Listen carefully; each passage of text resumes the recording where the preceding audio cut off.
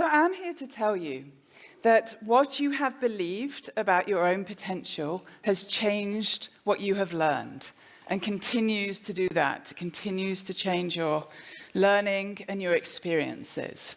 So how many people here, let's get a show of hands, have ever been given the idea that they're not a math person or that they can't go on to the next level of math, they haven't got the brains for it? Let's see a show of hands. So quite a few of us.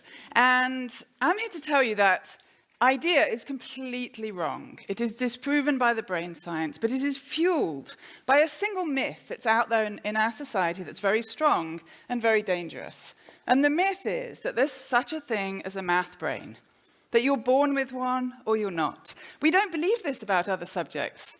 We don't think we're born with a history brain or a physics brain. We think you have to learn those. But with math, students believe it, teachers believe it, parents believe it. And until we change that single myth, we will continue to have widespread underachievement in this country. Carol Dweck's research on mindset has shown us that if you believe in your unlimited potential, you will achieve at higher levels in maths and in life. And an incredible study on mistakes showed this very strongly. So Jason Moser and his colleagues actually found from MRI scans that your brain grows when you make a mistake in maths. Fantastic. When you make a mistake, synapses fire in the brain. And in fact, in their MRI scans, they found that when people made a mistake, synapses fired. When they got work correct, less synapses fired. So making mistakes is really good. And we want students to know this, but they found something else that was pretty incredible. This image shows you the voltage maps of people's brains. And what you can see here is that people with a growth mindset who believed that they had unlimited potential, they could learn anything, when they made a mistake, their brains grew more than the people who didn't believe that they could learn anything. So this shows us something that brain scientists have known for a long time, that our cognition and what we learn is linked to our beliefs and to our feelings. And this is important for all of us, not just kids in math classrooms. If you go into a difficult situation or a challenging situation and you think to yourself, I can do this, I'm going to do it, and you mess up or fail, your brain will grow and more and react differently than if you go into that situation thinking, I don't think I can do this. So it's really important that we change the messages kids get in classrooms. We know that anybody can grow their brain, and brains are so plastic to learn any level of maths. We have to get this out to kids. They have to know that mistakes are really good. But maths classrooms have to change in a lot of ways. It's not just about changing messages for kids. We have to fundamentally change what happens in classrooms. And we want kids to have a growth mindset, to believe that they can grow and learn anything. But it's very difficult to have a growth mindset in maths if you're constantly given short, closed questions that you get right or wrong. Those questions themselves transmit fixed messages about math, that you can do it or you can't. So we have to open up maths questions so that there's space inside them for learning. And I want to give you an example now. We're actually going to ask you to think about some maths with me. So this is a fairly typical problem that's given out in schools, and I want you to think about it a bit differently. So we have 3 cases of squares. And in case 2, there's more squares than in case 1, and in case 3, there's even more.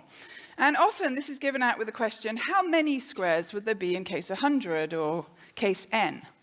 But I want you to think of a different question now. I want you to think without any numbers at all, or without any algebra. I want you to think entirely visually, and I want you to think about, where do you see the extra squares?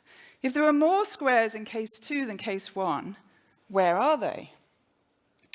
So if we were in a classroom, I'd give you a long time to think about this, but in the interest of time, I'm going to show you some different ways people think about this. And I've given this problem to many different people. And I think it was my undergrads at Stanford who said to me, or one of them said to me, I see it like raindrops, where raindrops come down on the top. So it's like an outer layer that grows new each time. It was also my undergrads who said, oh no, I see it more like a bowling alley. You get an extra row, like a row of Skittles that comes in at the bottom. Very different way of seeing the growth. It was a teacher, I remember, who said to me, it was like a volcano. The center goes up and then the lava comes out. It was another teacher who said, oh no, it's like the parting of the Red Sea. The shape separates and there's a duplication with an extra center. And I remember this this one as well. Some people see it as triangles. They see the outside growing as an outside triangle. And then it was a teacher in New Mexico who said to me, oh, it's like Wayne's World. Stairway to heaven, access denied.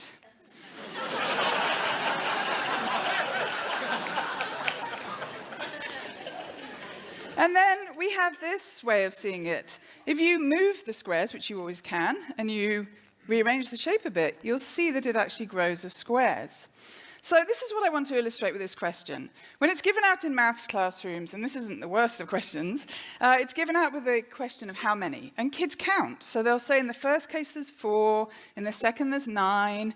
They might stare at that column of numbers for a long time and say, if you add 1 to the case number each time and square it, then you get the total number of squares. But when we give it to students and teachers, high school teachers, and I'll say to them when they've done this, so why is that squared, do you think? Why do you see that squared function? They'll say, no idea. So this is why it's squared. The function grows as a square, and you see that squaring in the algebraic representation. So when we give these problems to students, we give them the visual question. We ask them how they see it. They have these rich discussions, and they also reach deeper understandings about a really important part of mathematics. So we actually need a revolution in maths classrooms. We need to change a lot of things. And part of the reason we need to change so much is because research on maths teaching and learning is not getting into schools and classrooms. And I'm going to give you a stunning example now. So this is really interesting. When we calculate, even when adults calculate, where a brain area that sees fingers is lighting up. We're not using fingers, but that brain area that sees fingers lights up. So there's a brain area when we use fingers, and there's a brain area when we see fingers. And it turns out that seeing fingers is really important for the brain. And in fact, finger perception is, scientists test for finger perception by asking people to put their hands under a table, they can't see them, touching a finger, and then seeing if you know which finger has been touched. The amount that university students have good finger perception predicts their calculation scores. And the amount of finger perception grade 1 students have is a better prediction of maths achievement in grade 2 than test scores. It is that important. But what happens in schools and classrooms? Students are told they're not allowed to use their fingers. They're told it's babyish. They're made to feel bad about it. When we stop children learning number through fingers, it's akin to halting their numerical development. And scientists have known this for a long time. And the neuroscientists conclude that fingers should be used for students learning number and arithmetic. If we hadn't published this, we published this in a paper in The Atlantic last week. I don't know any educator who knew this. This is causing a huge ripple through the education community. So I want to, there's lots of other research that's not known by teachers in schools.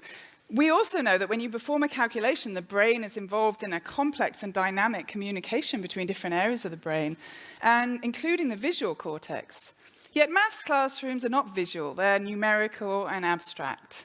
So I want to show you now what happened when we brought 81 students onto campus last summer, and we taught them differently. So we taught them about the brain growing, we taught them about mindset and mistakes, but we also taught them creative, visual, beautiful maths.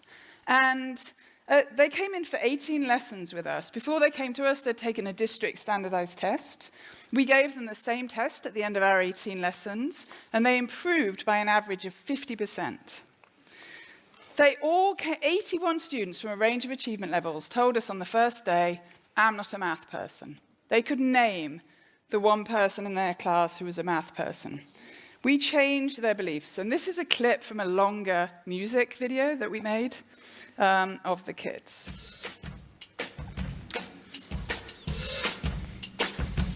But we keep talking.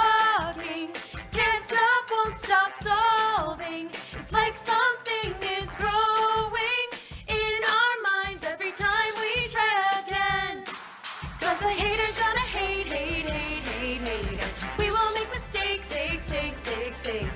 We're just gonna shake, shake, shake, shake, shake. Shake it off, shake it off. Our method's gonna break, break, break, break, break. It's not a piece of cake, cake, cake, cake, cake. We're just gonna shake, shake, shake, shake, shake. Shake it off, shake it off. We represent things visually. Present them to our class clearly, so that they can see. So that they can see. We know our brains can grow. Who cares how fast we go? Understanding's what we show. Understanding's what we show. So we keep trying. Synapses are firing.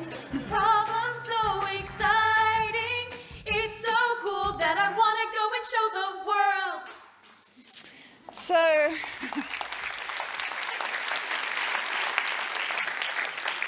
we need to get research out to teachers. We need a revolution in maths teaching. And if you don't believe me, come listen to this kid. He's a middle schooler, and we had worked with his teachers to shift from worksheet math to open math with mindset messages. And this is him reflecting on that shift. Math class last year was notes and just handouts, and you were your own little box. You were just boxed in. You were like by yourself. It was every man for themselves. But now this year, it's just open. We're a whole big, it's like a city. We're all working together to create this new, beautiful world. I think the challenges and the future that lies ahead for me, oh, if I keep on pushing, if I keep on doing this, someday I'm gonna make it. We have focused for so long in education, in maths education, on the right way to teach a fraction, on the standards we use in classrooms, which are argued about all the time. And we've completely ignored the beliefs students hold about their own potential. And only now is the full extent of the need to attend to that coming to light. We all have to believe in ourselves to unlock our unlimited potential. Thank you.